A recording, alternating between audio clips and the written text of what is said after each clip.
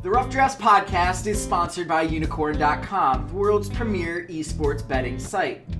Bet on your favorite games like CSGO, Dota 2, and League of Legends, and earn Unicoins through successful bets, or use Unicorn's exclusive Connect program, where you can earn Unicoins just by playing some of your favorite games. Use your earnings to enter Unicorn's raffles for exciting prizes like Logitech peripherals or CSGO skins. So join Chase and Walter and prove who really is the esports gambling expert. Unicorn.com. Log on today.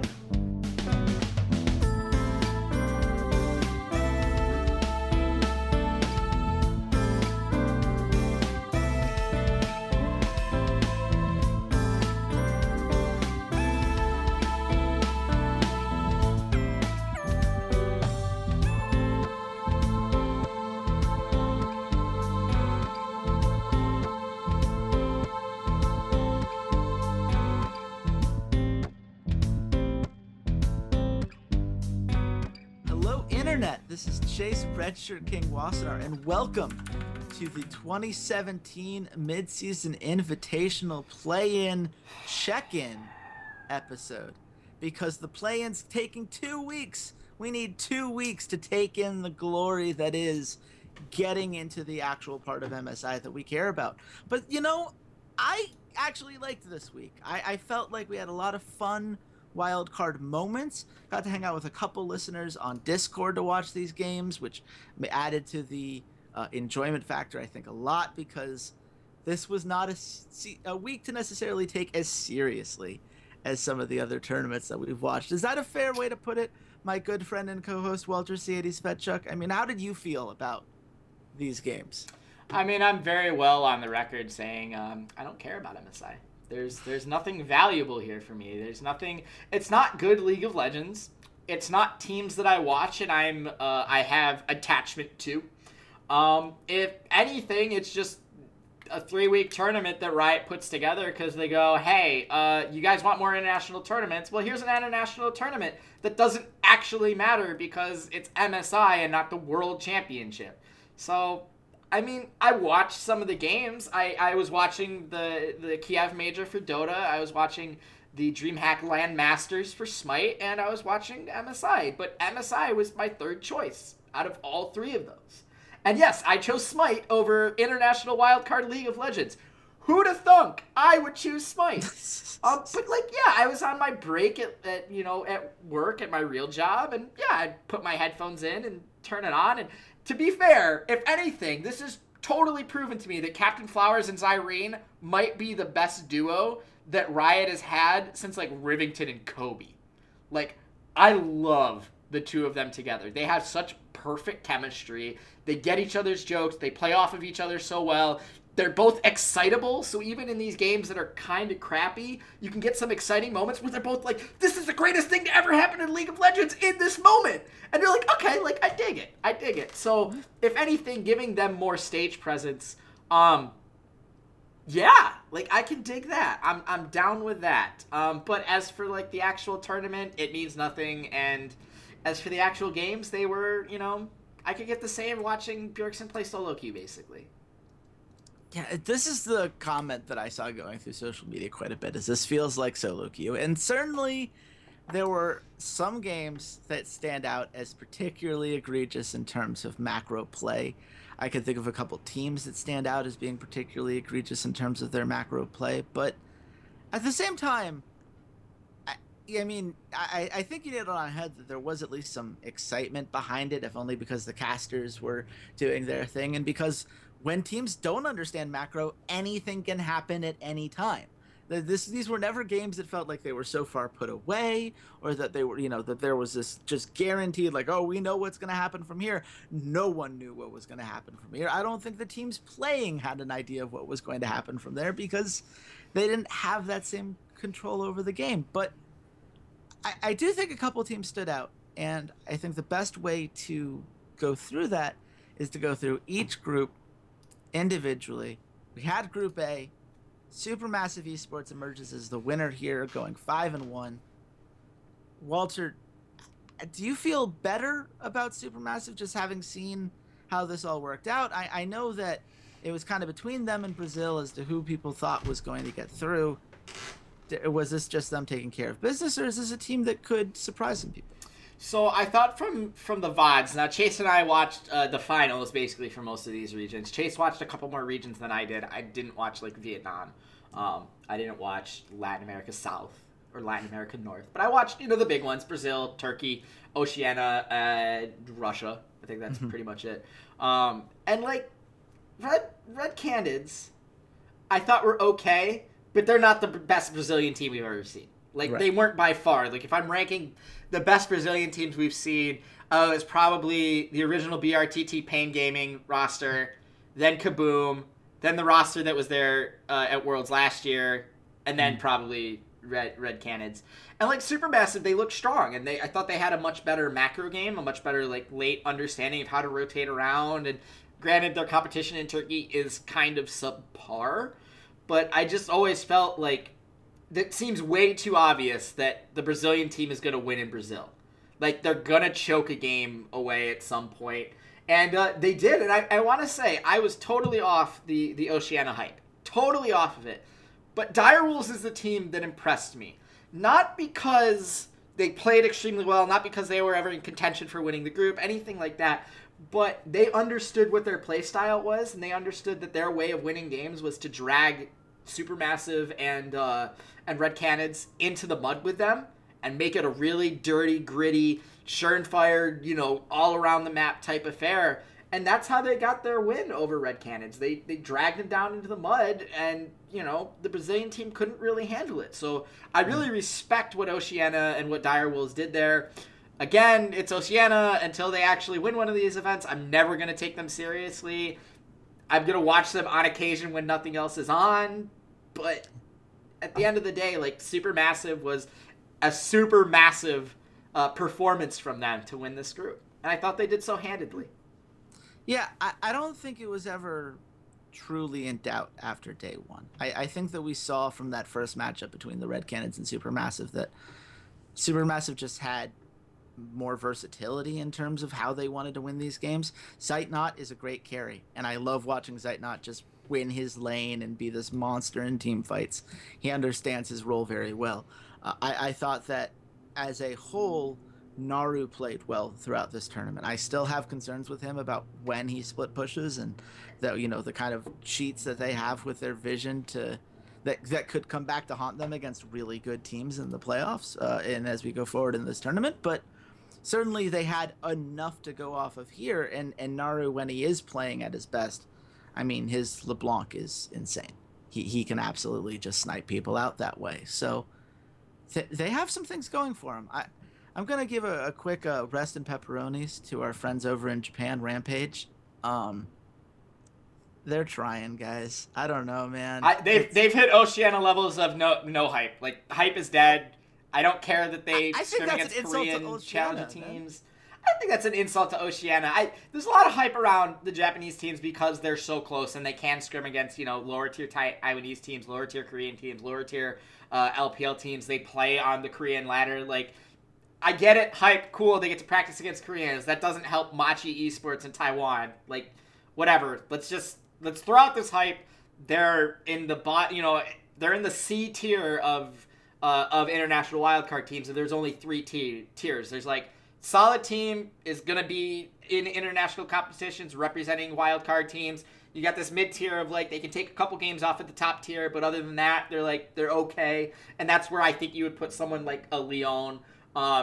The LCL teams, like, they kind of settle in there. And then you got the teams that just aren't relevant anymore, that just aren't very relevant because they don't win these events. Show up, you hype them up. You're Oceania, you're Latin America South, you're Japan. And Japan's finally in that where it's like, okay, like, you exist. You've been around for 2 years and you haven't proven anything yet. You haven't proven that you deserve my attention. Like, and that's what it comes down to, these international wildcard teams. When they're on the stage, get my attention. Make me want to watch it. Elvis Knox at Worlds last year got everyone's attention, and I probably watched more LCL this split than I did LPL, which is saying something. LCL wasn't as interesting this year, so the hype of Elvis Knox didn't live up to the actual present that I got at the end of the day. It was like, your significant other is like, oh, I got you this great present for your birthday. Like, it's fantastic. You're never gonna guess what it is. And it's like they got you like a summer sausage basket from like Hickory Farms, and you're like, yeah, I never would have expected that. Like, I love myself some summer sausage and some cheese and some artisan crackers, but that wasn't quite what that was the bar you set. You didn't quite reach it there. And then she gets all pissed off, and you don't talk for like weeks because you didn't like her present, and it's this whole thing. And it's a miserable affair. Yeah, I guess I don't know, man. Like that got personal real quick. I'm sorry. What I'm learning is I need to be more careful in my gift giving at some point whenever your birthday rolls back around. No, but I mean, look, Japan at this point, I think it's funny how many people still defend them as like, oh, they're a new region. Like, I've heard that across social media. No, they're not. This has been since 2015. I'm tired of it. I think that at this point we just have to say, like, this is what happens when your player base is so low. Like, there just aren't that many great Japanese players to draw on. Yep. Sorry. Yutori Moyase is one of the best AD carries in Japan, and he looked terrible in this tournament. And that's fine. Like, not every team has to be the best team ever. We're going to have to accept that some of these regions just aren't ready to compete in that way. But there is a team in Group B who we thought might be making that leap out. That was Lion Gaming, Latin America North. They'd done really well at the last event after doing pretty terribly throughout most of their career as a region. Fell flat, comes up just short to Marines Esports. How did you feel about Group B breaking down? Was it better than we expected, given how much we thought that Group A was going to be that much stronger than Group B, or was this everyone dragged into the I don't think everyone dragged, but I think I had higher expectations of this group because I thought Virtus Pro were going to be better. I thought this was going to be like a three-way race to get out of the group. I thought it was probably going to be like, maybe a tiebreaker. You have three teams at like 3-3 or two teams at 4-2. Like, I thought it was just going to be a little bit closer, and Virtus Pro kind of disappointed me. Going back to the LCL analogy, they were a Hickory Farms summer sausage basket as a birthday present from like your girlfriend, your wife, your husband. Like, it's not what you expect from them. That being said, I thought Leon played well. I just expected them to choke, just like they did last split, and choke they did.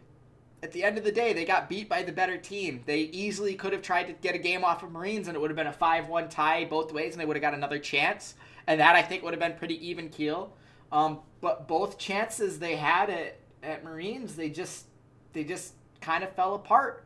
And I don't think that the second matchup, you can't blame anything other than they just weren't prepared. They just didn't play well enough. That was the first match of the day for both teams. It was an even playing field. It wasn't like one was coming off a loss or one was coming off of, a tight victory against one another. It's a completely even playing field, and Marines beat them. They were the better team. So I'm not disappointed in Lion. It was what I expected to happen. I expected them to choke. And that's the thing where, like, I made this comment in my article that I wrote for Unicorn. If you guys should totally check it out if you haven't yet. Everything I said there is still relevant when it comes to Supermassive and Marines Esports. Audie's jungle pathing is incredibly concerning to me. He makes some decisions at least once a game that just make no sense to me. I do think that hurt them against the Gigabyte Marines. I mean, in that game, the second game of that they played together was just a disaster for Leon. When you lose in 23 minutes, it's not going well. Optimus is a great roamer. Levy looked incredible this whole week. I think he's the guy that, if you're watching for any one player to really step up from either of the two teams remaining, I think that Levy's probably the best guy left. I don't know. It's certainly...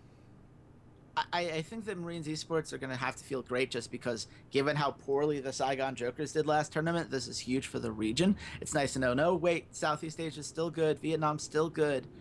We just had one bad split, but we're back, baby. You can't get rid of us.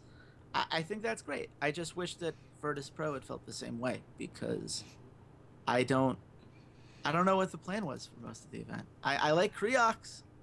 Creox is cool. Creox is pretty good. Blasting had a good game on Ezreal when they beat when they beat Marines Esports. My boy Paranoia, he really didn't show up. The Yuki fell apart. Which, to be fair, watching VODs, I was like, Paranoia's a problem, and Paranoia kind of was a problem. It was not fun watching him up against Optimus. Optimus kind of styled on him pretty easily. You know what else might not be fun, Walter? Both of these teams that were like, well, they're good, but they have these clear flaws, and I don't know how hype I can get about them. Well, they're about to go up against TSM and Flash Wolves. Specifically, we have TSM versus Marines Esports coming up on Wednesday. Walter, TSM fan, is there anything about Marines Esports that worries you? I mean, it's an international wildcard team. How good can they be? There's 3 international wildcard teams here. North America, obviously North America is going to come out on top. I'm sorry, wait. Taiwan is not an international wildcard team. They are considered a power region. Yeah, they're one of the 3 regions that have won world championships. Frankly, I don't understand why North America or Taiwan are playing in this play-in. I have no... You're supposed to tell me... You're trying to tell me here that there are 2 wildcard regions that can play up to the level of 2, power regions. Get that out of here.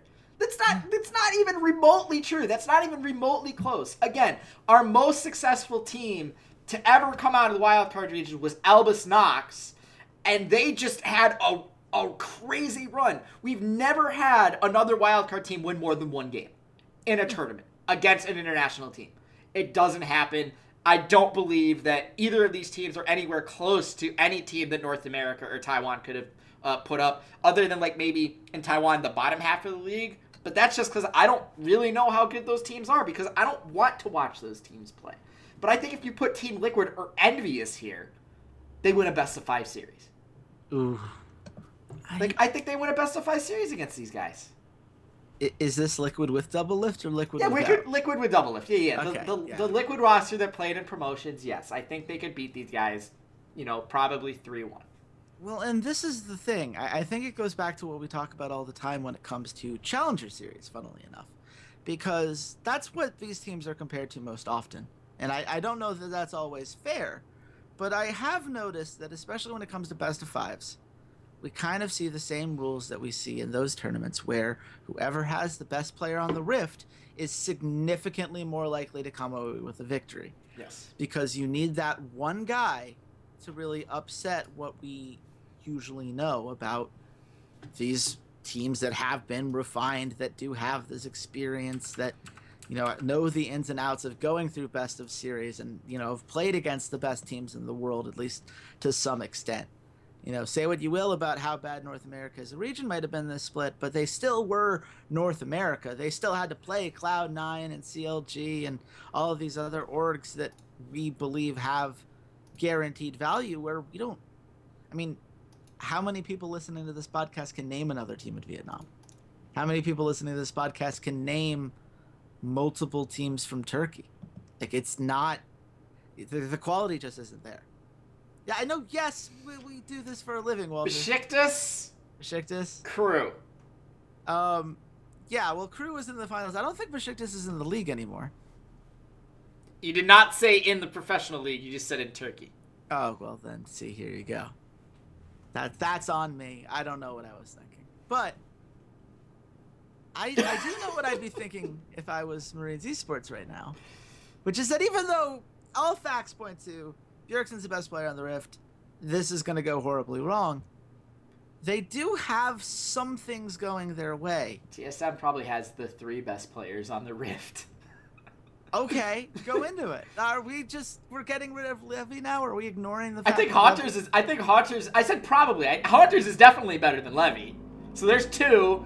And then I think Biofrost and Svenskeren might be better than him. That's the thing, is the top tier is Haunters and Bjergsen. No one on Marines touches either of those 2 guys.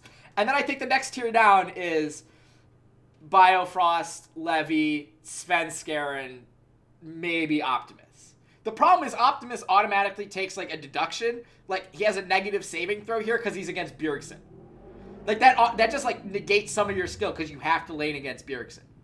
So you already have to worry about that. So you're putting a lot of focus in. I'm going up against this really superstar mid laner. Can play almost every single style of mid lane, every single mid lane champion. Like, there's a reason we call him the Faker of the West. He's the best player in Western League of Legends. And it's not very, well, it might be close. There's one guy out there that might touch him.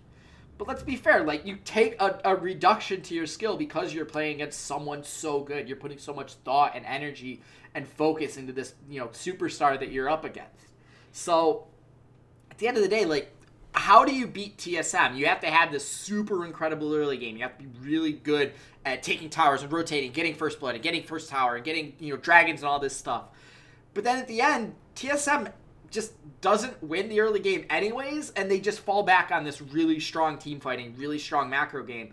So to me, can Marines build up enough of a gold lead by like 25 minutes, 30 minutes, like an 8K gold lead probably, where TSM's team fighting doesn't matter? And can Marines do this over a 5-game series? They need to do that 3 times. 3 times! This isn't a best of 1. This isn't, you can't just cheese them once and, death bush them in their enemy jungler. Like, 3 times you have to do this, and asking a wildcard team to have at 1 strategy or up to 3 strategies that you could pull out to surprise a power region team, I just don't see it happening. It's not there. I mean, and this is the difference when you talk about best of 1s versus best of 5s. Albus Nox Luna won quite a few best of 1s. They got crushed in their best of 5. And there's a reason for this. They don't have the same experience in terms of adapting and having to, adjust mid-series and learning how to come up with multiple different ways to win because the enemy team's going to be prepared for what you're doing. TSM knows that Levy's good. Like, they're going to try to play the more defensive early game. They're going to adjust to that, and I think they have more options to deal with that than Marines have to deal with what happens if either Bjergsen or Hanser gets super far ahead.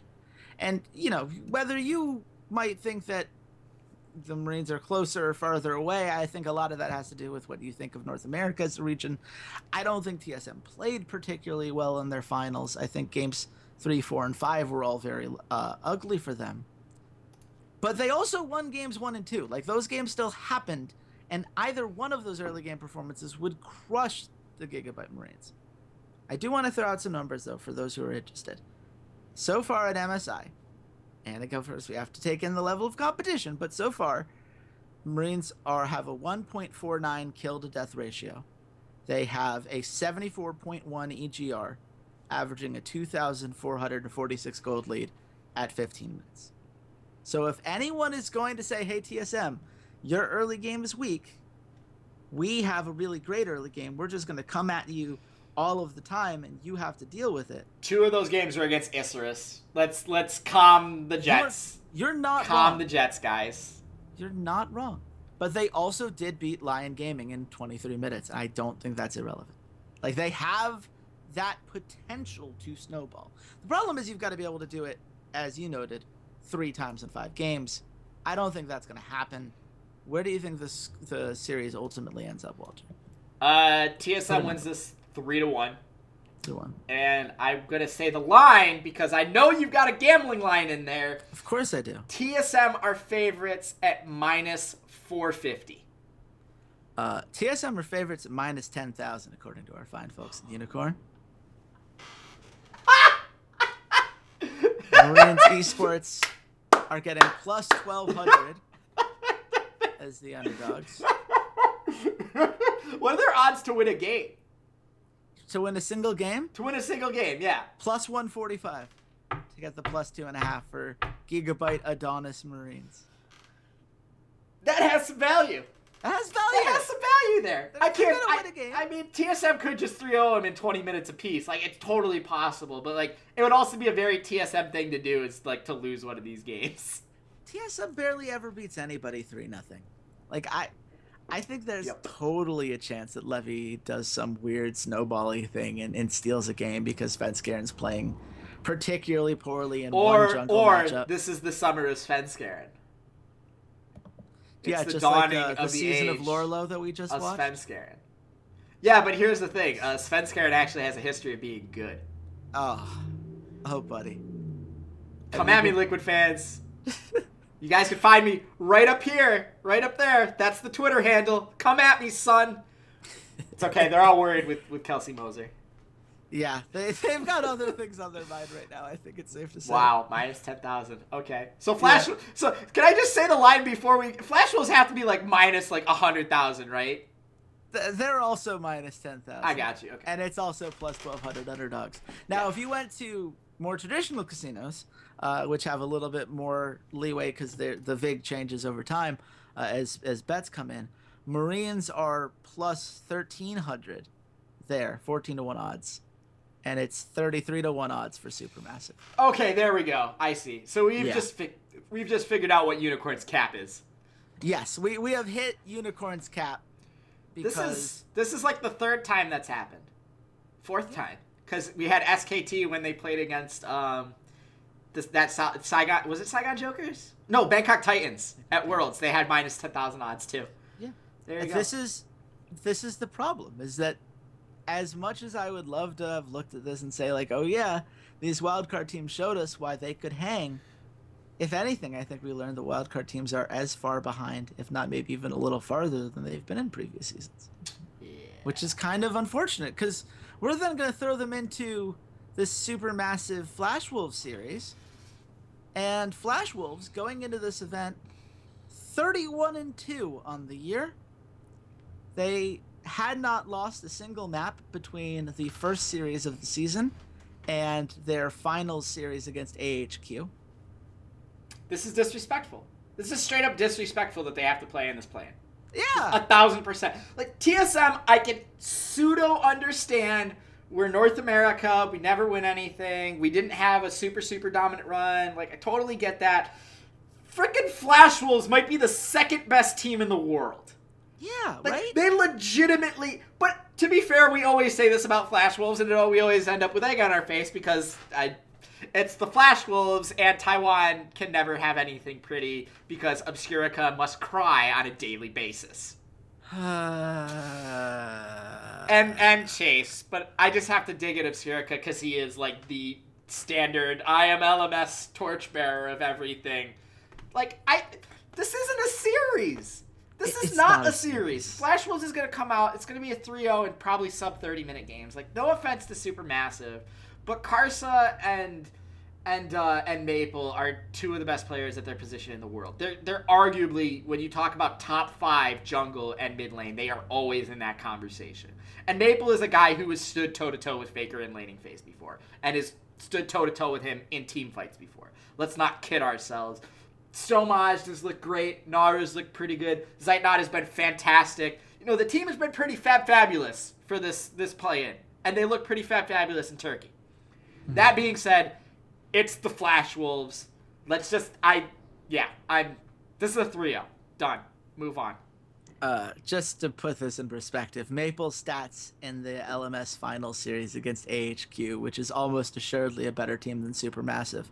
9.8 KDA, 66.1% kill participation, 121 gold lead at 10 minutes, 9.3 CS per minute, 586 damage per minute, 294 earned gold per minute, playing Ahri, Taliyah, and Zed. He's really good. That's all you need to know. He's really good. Karsa's really good at the game, or Maple is really good at the game of League of Legends. Karsa is too, by the way. Yeah, so. No. Both of them are going to be great. And right now, Maple's just going to go assassin. He's going to go pure assassin, and he's going to say, hey, SuperMassive, Naru, you want to step to this? And Naru's going to be like, oh, God, please. I just want him to play 3 games of Taliyah. Maple's Taliyah is so smooth. It's so good.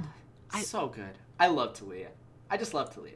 It's a fun champion. The walls will always be a very interesting map mechanic. I love it so much. And I'm going to love that more than I'm going to enjoy anything that SuperMassive does here. I also think it's going to be a 3-0. That does lead us, Walter, into Marines versus SuperMassive. It's a series that I guess is exciting. It's certainly a lot on the line. Like, it's going to be very exciting for Turkish fans and Southeast Asian fans because whichever team wins this event gets an automatic level 1 seed into Worlds. and then their second team would then get to compete and the second play-in thing that they're doing, because that's the way Worlds works now, and we're going to make things more complicated than it needs to be. I'm pretty sure the people of Riot Europe are the ones who came up with the tournament structures for both of these, because they do weird shit, like have 10 weeks of the LCS for no apparent reason other than yucks, Garsh, Mickey? I don't know, but I'm pretty sure Riot Europe came up with a tournament structure for all this, because it is absolutely mind-blowing how nonsensical and confusing it is when you just glance at it. Like, when you actually stare at it and look at it and read it for a minute, like, oh, it's like, okay, yeah, this is... I get it now, but then they have all these weightings of like, oh, well, they won Worlds, but they were in semifinals of Worlds, and then... So this is why Flash Wolves and TSM have to play in this play-in, because they haven't had as much international. It's like, I feel like I need to have a degree in theoretical mathematics to make sense of some of this sometimes. So whoever is running Riot EU and came up with this god-awful tournament structure system, you can go fudge yourself. See, I like the idea in theory, and I'll put it this way. The view numbers were much better for this week than the international wildcard events usually get. People cared more because it had the MSI tag to it. And I think that's relevant. I think that's important. And I'm going to give Riot credit for that, because I think that making it a part of the main event has helped. I do think that having two groups, separate groups, then only have one team get out was a mistake. It kind of sucked that in Group B, the last 4 games didn't matter because the Marines had already secured their spot. That's pretty unfortunate. I feel like that's something that will almost inherently happen when you have only 4 teams and only one is getting out, because once a team's lost a couple times, they're just eliminated. So I think that's something that they can clean up. But I do think, at the very least, Turkey and Vietnam, I guess. I don't really know how the GPL extra seed would work, because they have 6 other regions that feed into their region. It'd be probably whoever plays in the final. It'd be like if it'd probably be the second place team in that final, in that like interregional final that they have. Be just their second place team. I mean, it won't happen because Vietnam's the best Southeast Asian region, but it would be pretty funny for a Vietnamese team to win here, secure that second seed for the GPL, and then not get either one of them. That would be kind of funny. That would be pretty hilarious. It won't happen. That'd be pretty hilarious. Yeah. I mean, Vietnam's so much better than the other regions. But, you know, whatever. We'll see what happens. I certainly... I think that it's going to be a very interesting matchup as far as the strategies between Supermassive and Marines go. What are you looking for? What do you want to see to convince you that it's worth having these two teams, whichever one of these teams emerges, into the main event of the stage? I would want them to win games off of Flash Wolves and TSM. Okay. Like yes. I don't see what beating another international wildcard team does. Like, oh, congratulations, you're the best international wildcard team. You're the best international wildcard region. Like, at the end of the day, there's still 5 regions above you and 5 teams above you that kind of look down on you, and their fans look down on you and go, oh yeah, you're the people that don't speak English or Korean or Chinese. Yeah, that's right. There's like 13 of you down there, and we have to let one of you play with us every once in a while. It's literally like 5th graders having to let a 3rd grader play with them on the playground, like play football or play basketball. Like, until one of them jumps up and dunks the ball, the 5th graders are going to be like, ah, God, pick him last, please. Yeah. Like, he's just the last pick. We get it. I don't want him on my team. Go stand in the corner, and maybe you'll get lucky to touch the ball once. Like, what does beating an international wildcard team do for another international wildcard team in terms of this kind of success? Like, at least when they had their own qualifier, they could be like, yeah, we won the international wildcard qualifier. That was a stamp of approval. We were the best team out of all the international wildcard regions.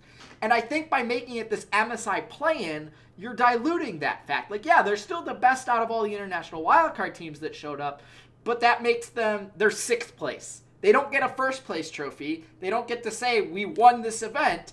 they say, yeah, we got through this qualifier, and now we get to get our butts handed to us by 5 better regions, and we're going to have a 6th place trophy that says, well, at least you tried, instead of you're the champion. Like, I don't like it. I don't see what it does other than, like, yeah, it puts the MSI tag on it.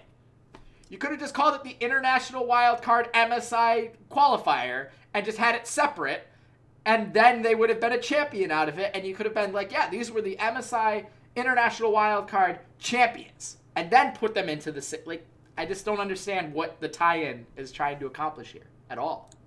Well, it's trying to accomplish 2 things. One, it's trying to make the case that one of these teams could actually beat TSM or Flash Wolves, which they were wrong, but one day could that happen? Could a wildcard region eventually take down a power region team in one of these events? It's possible. I think that the problem that they have inherently is that because they do this so seldomly, these minor regions are forced to play against teams that most of the time are not worth their time and energy, that are not going to make them any better. And then they go to these events and they get crushed because no one wants to scrim with them. We're hearing already that SuperMassive and Marines are like, yeah, well, we're not really getting scrims. Nobody wants to scrim us because other better teams are around. And it's like, well, okay, guess they're not getting better from practice because they're not going to get to practice against the best teams and see what that's like. So they're just kind of stuck. But I will say this, like, if you are from Turkey or you are from Vietnam, yeah, it's cool, and you're watching this tournament, I think it's cooler than being stuck in your own little corner. Like, you're a part of this. You're going to get to see your team, no matter what, you get to see your team go up against a team that everyone knows about and cares about, and there's going to be a spotlight on your region in a way that there just isn't when you just play against other wildcard teams. I mean, the difference is that 2 regions get to see that, as opposed to the 1 region that would have played in the the actual MSI event and would have got to play against all 5 of the power regions. Now you get 1 team that's going to play against all 5 power regions and 1 team that's going to play against 1 power region. So I guess that's a net win, but at the end of the day, like, international wildcard events aren't for me. They just aren't. They're not supposed to be for an NA fan or a European fan or a Korean fan or a Chinese fan. Like, maybe for, like, those super kind of crazy scouting type people that are working on challenger teams or working on LCS teams that are trying to find maybe a Sly import possibly that could come in. I haven't seen anyone yet that I would import necessarily to a power region. Just like straight out into an LCS team. Maybe a couple guys that would go to challenger, but at the same time, why would you want to leave a region where you're basically a superstar? That's a whole nother discussion. But, like, this event is absolutely for the Turkish fans, the Vietnamese fans, the C region fans as a whole, the Oceania fans, like, all those guys. Like, yeah, I get to see my hero. I get to see Optimus. If you're a kid in Vietnam, like, yeah, sure, Bjergsen's this great player, but you want to see someone that's like you. You want to see a kid that, went to your high school or grew up down the street from you or lives in the same city or, anything. And if you're a kid in Vietnam, you would much rather see Optimus play a game and get spanked by Bjergsen, but that at least gives you that dream of, like, man, I could play against Bjergsen one day if I got that good at League of Legends. So at the end of the day, I'm just keep learning that MSI just isn't for me at all. I don't care. That's what it happens at the end of the day.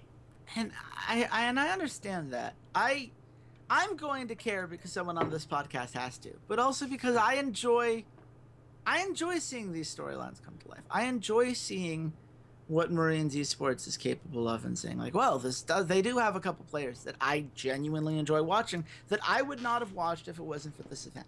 I personally would not have known how fun Levy is to watch, or, that Optimus is still as good as we remember him being, or that Stark has that really fun Kennen. I wouldn't have been paying attention to how, Naru can play these assassins, and Zeitnot has become the guy to watch in Turkey. Which or Double Doge once killed Faker. Yeah, well, that's the thing. People know Double Doge and Naru, but people were underestimating Zeitnot, I think, quite a bit, and now people know who Zeitnot is, and that's cool. All of that is cool. But I think you're right in that if you're not in already to the event as a whole, Marines Esports versus Supermassive Esports is not bringing you in.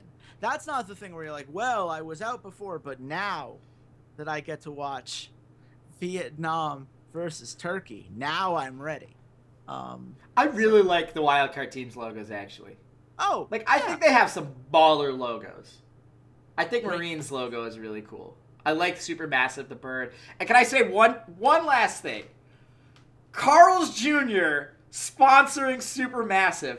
That big freaking Carl's Jr. logo on their jerseys, that is cool. Yes. I don't really like the food, and I don't have, like, any of them around me up here.